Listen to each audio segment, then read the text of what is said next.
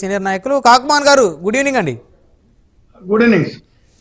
So మొత్తానికి మళ్ళీ అధికారంలోకి వస్తామనేటువంటి ధీమాని జగన్మోహన్ రెడ్డి గారు వ్యక్తం చేసినట్టయితే తెలుస్తూ ఉంది. ఏంటి సార్ అంత ధీమా?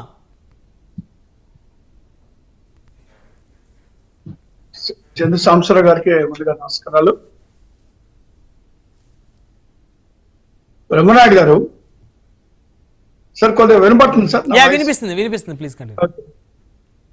బ్రహ్మనాయుడు గారు, జగన్మోహన్ రెడ్డి గారు అంటే ఈ రోజు జరిగినటువంటి ఉమ్మడి ప్రకాశం జిల్లాల సమావేశంలో నేను కూడా పాల్గొనడం జరిగింది. అంటే ఆయన మాట్లాడినటువంటి ప్రతి మాట కూడా వాస్తవానికి చాలా దగ్గరగా ఉంది. అంటే అధికారంలోకి వచ్చిన నాటి నుంచి కూడా ఒక్కొక్క అంశం మీద కాలయాపన చేయడం, డైవర్షన్ పాలిటిక్స్ చేయడం అనేటువంటిది స్పష్టంగా జరిగింది అనేటువంటి మాట ముందుగా ఆయన మాట్లాడడం జరిగింది. అంటే ఒక్కొక్క అంశాన్ని ఇప్పుడు ఫర్ ఎగ్జాంపుల్ మీరు చూసారు, విశాఖపట్నంలో మరి కొకైన్ డ్రగ్స్ అవి అక్కడ పట్టుబడిన సందర్భంలో వైఎస్ఆర్ కాంగ్రెస్ పార్టీ మీద ఆనాడు వేశారు. దాని తర్వాత మళ్ళీ అధికారంలోకి వచ్చిన తర్వాత కూడా అధికారంలో రావడానికి మరి అది ఒక అబద్ధంగా మాట్లాడారు. అధికారంలోకి వచ్చిన తర్వాత సిబిఐ దర్యాప్తు జరిగితే ఏమైంది, అసలు కొకైన్ అనేటువంటిదే లేదు, ఆ పదార్థం అందులో లేదు అని సిబిఐ ఇచ్చింది. కానీ వాళ్ళు నెపం మోపింది వైఎస్ఆర్ కాంగ్రెస్ పార్టీ పైన, ఆ రోజు ఉన్నటువంటి ప్రభుత్వం పైన. జస్ట్ ఎన్నికలకు ముందు జరిగినటువంటి అంశం, కొద్ది నెలల ముందు జరిగినటువంటి అంశం. అది అలా ఉంటే మీరు ఇప్పటికిప్పుడు జరిగినటువంటి ఈ కాకినాడ ఇష్యూ, కాకినాడలో జరిగినటువంటి దాని మీద మీరు కూడా ఇప్పుడు మాట్లాడారు. ఇప్పుడు దాని పక్కనే ఉన్నటువంటి మరి ఫైనాన్స్ మినిస్టర్ గారి యొక్క బియ్యంకుడు బోర్డు ఎందుకు చెక్ చేయలేదు అనేటువంటిది ఒక అంశం. ఇది చెక్ చేసినటువంటి వాళ్ళు అది కూడా చెక్ చేయాలి. ఎందుకంటే బియ్యం వ్యాపారం అనేటువంటిది ఆయన కూడా మరి దాదాపుగా రాష్ట్రం మొత్తం మీద కూడా నెంబర్ 1 గా ఉన్నటువంటిది బియ్య వ్యాపారం చేస్తున్నారు అనేటువంటిది అందరికి తెలిసిన విషయం. దాని దగ్గరలో ఉన్నటువంటి దాన్ని చెక్ చేయకుండా ఇది చెక్ చేయటం, ఓకే చెక్ చేయటం మంచిదే, ఏదైనా చెక్ చేయాల్సిందే. కానీ బియ్యం అనేటువంటిది అక్రమ రవాణా జరగడం అనేటువంటిది ఇప్పుడు మనం చూసామండి. పవన్ కళ్యాణ్ గారు మరి సీజ్ చేయమన్నారు, షీజ్ ద షిప్ అన్నారు. ఏమైంది ఇప్పుడు? అది వాళ్ళు ఏమంటారు, అసలు షిప్ సీజ్ చేసే అధికారం వీళ్ళకి ఎవరికి ఇచ్చారు? ఈయనేమన్నాను 3-4 నెలల నుంచి అక్కడికి పోనీయటం లేదు అంటారు. సరే ఇప్పుడు ఒకటి అక్కడ కూడా బియ్యం అక్రమ రవాణా జరుగుతుంటే జగన్మోహన్ గారు అదే చెప్పారు. ఏమని? చెక్ పోస్టులు ఉన్నటువంటి అధికారులు వాళ్లే, ఎంఆర్ఓలు వాళ్లే, కలెక్టర్లు వాళ్లే, పోలీస్ అధికారులు వాళ్లే. ఇంతమంది ఇక్కడ కేంద్రంలో షిప్ కు సంబంధించినటువంటి అంశాల్లో కస్టమ్స్ అధికారులు వాళ్లే, లేదా లోకల్ సెక్యూరిటీ అంశం కానీ ఏదైనా టోటల్ గా ప్రభుత్వం అధికారంలో కేంద్రంలో రాష్ట్రంలో ఉన్నటువంటి సందర్భంలో మొత్తం వాళ్లే ఉన్నప్పుడు ఏ విధంగా తరలిస్తున్నారు, చెక్ పోస్టులో ఏం చేస్తున్నారు, వాటిని ఎవరు తరలిస్తున్నారు? మరి ఈ మధ్య కాలంలోనే మరి ఇప్పుడు ఏదైతే షిప్ లో బియ్యం ఉన్నాయి అంటున్నారో మరి అది ఎవరు సమకూర్చినట్టు? వాళ్ళే సమకూర్చినట్టు కదా. అయితే మీరు ఇక్కడ ఇంకొక అంశాన్ని మనం ఖచ్చితంగా డిస్కస్ చేయాలి సార్. ఈ రోజు కలెక్టర్ల సదస్సులో ఉప ముఖ్యమంత్రి పవన్ కళ్యాణ్ గారు కలెక్టర్లను అడిగిన ప్రశ్న, కలెక్టర్ గారు మీకు పొలిటికల్ ప్రెజర్స్ ఏమైనా ఉన్నాయా? 3 చెక్ పోస్టులు ఉంటే రైస్ లోపలికి ఎలా వచ్చింది, ఎలా వెళ్ళింది అని కూడా అడిగారు. అంటే అది ప్రభుత్వం ఒక బాధ్యతతో ఉండబట్టే కదా అధికారుల్ని కలెక్టర్ల సదస్సులో ప్రశ్నించారంటే లోపల ఎవరో కొంతమంది అధికారులు సహకరిస్తేనే వెళ్ళింది మాట వాస్తవం, లేకపోతే అంత ఈజీగా వెళ్ళదు. సో కానీ ఇక్కడ ముఖ్యమంత్రి ఉప ముఖ్యమంత్రి బాధ్యతతో ఉన్నారనే దానికి నిదర్శనమే ఈ రోజు కలెక్టర్ల సదస్సులో ఉప ముఖ్యమంత్రి అడిగిన ప్రశ్న. అదండి ఎలా ఉందంటే దొంగ అన్నట్టుందండి ఇది. ఇప్పుడు వాళ్ళ అధికారంలో ఉండి వాళ్ళు చేసిన పనికి బాధ్యత వహించాల్సింది కూడా ఉప ముఖ్యమంత్రి గారే. ఏది జరిగినా బాధ్యత వాళ్ళు వహించాలా జరిగిన దానికి. దాన్ని ఎవరో అధికారులు చేశారని తీసేయడానికి లేదండి. వాళ్ళ నాయకులు లేదా వాళ్ళ అధికారులు కూడా అంతా వాళ్ళ ఆధీనంలో ఉన్నటువంటి వాళ్ళే కదండి. బాధ్యులు ఎవరు అవుతారు? నా ఇంట్లో జరిగిన దానికి నేను బాధ్యుడు అవుతానా లేదా మరొకరు బాధ్యుడు అవుతానండి? ఈ రాష్ట్రానికి కస్టోడియన్స్ లాంటి వాళ్ళు కదా వాళ్ళు బాధ్యత వహించకుండా ఎవరి మీద అనేసి ఎవరికి ఒక స్టేట్మెంట్ ఇస్తే ఎలా కుదురుతుందండి? ఇప్పుడు ఆయన్ని రానియట్లేదు 3 నెలల నుంచి షిప్ దగ్గరికి. ఎవరు రానియట్లేదు? ఎందుకు రానియట్లేదు? ఒక ఉప ముఖ్యమంత్రిని ఆ షిప్ దగ్గరికి కాకినాడ రానియట్లేదంటే ఎవరు రానియట్లేదు? ఎందుకు రానియట్లేదు? ఎవరున్నారు దాని వెనక? ఇవన్నిటికి కూడా సమాధానాలు చెప్పాల్సిన అవసరం ఉందండి. సింపుల్ గా అంటే కాదు. అది అలా ఉంటే ప్రతి అంశంలో కూడా ఏదో ఒక విధంగా వైఎస్ఆర్ కాంగ్రెస్ పార్టీని లేదా జగన్మోహన్ రెడ్డి గారిని ఇన్వాల్వ్ చేసి దాని మీద కాలం గడుపుతున్నారు.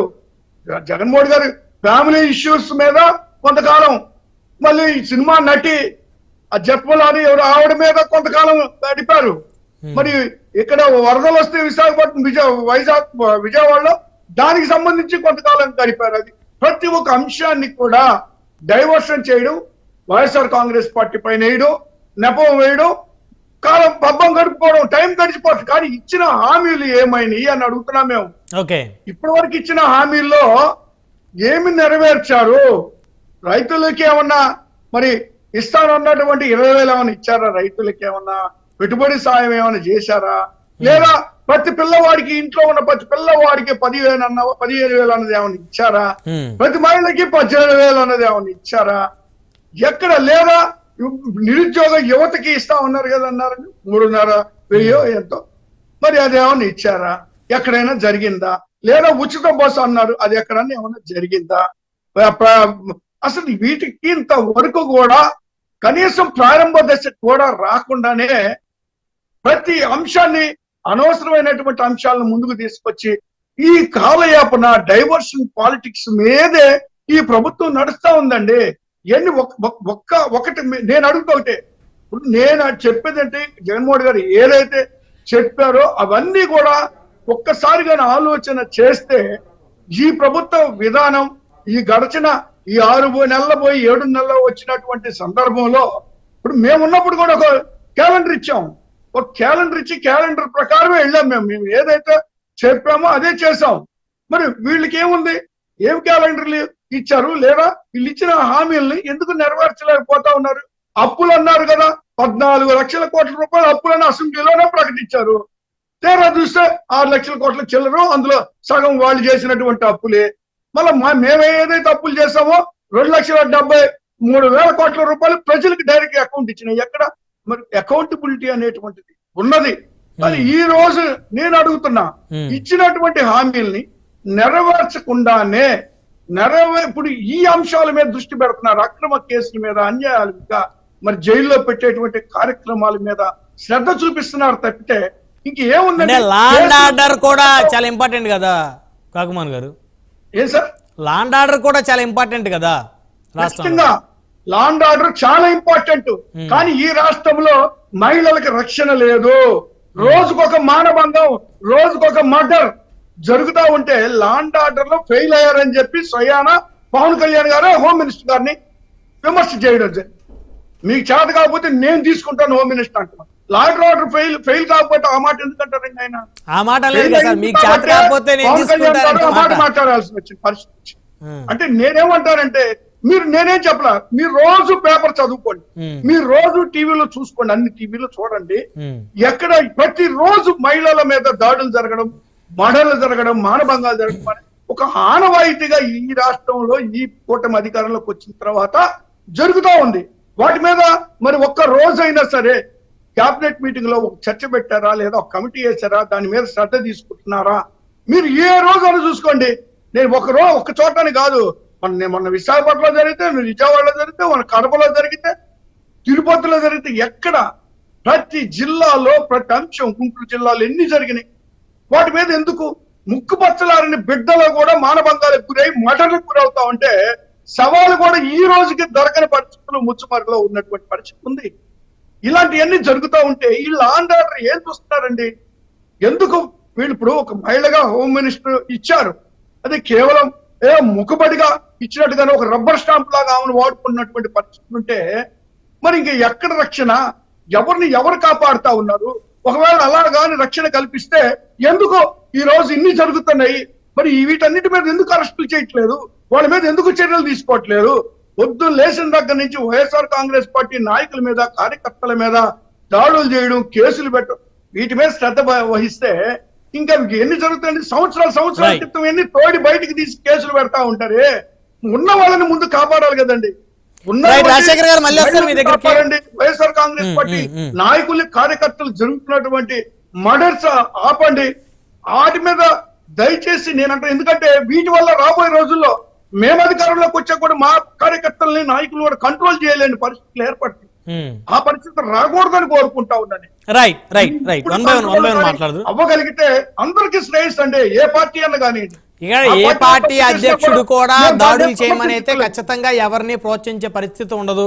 గ్రామాల్లో, మండలాల్లో స్థానికంగా వారికి ఉన్నటువంటి పరిస్థితులు, అక్కడ ఉన్నటువంటి భావజాలం, ఆ నేపథ్యంలోనే ఒకరికొకరు గొడవలు, కొట్టాట్లు జరుగుతాయి. కానీ ఏ నాయకుడు కూడా డైరెక్ట్ గా మీరు వెళ్ళి కొట్టండి, చంపండి అని ప్రోత్సహించే పరిస్థితి ఖచ్చితంగా ఉండదు. అందులో ప్రత్యేకించి ఇటు ఒంగోలు కానీ, ప్రకాశం కానీ, లేకపోతే గుంటూరు కానీ, విజయవాడ కాదండి. జరిగిన సంఘటన జరిగిన తర్వాత నాయకులు అనేటువంటి వాళ్ళు దాన్ని పాసిఫై చేయాలా, ఫర్దర్ గా జరగకుండా చూడాలా.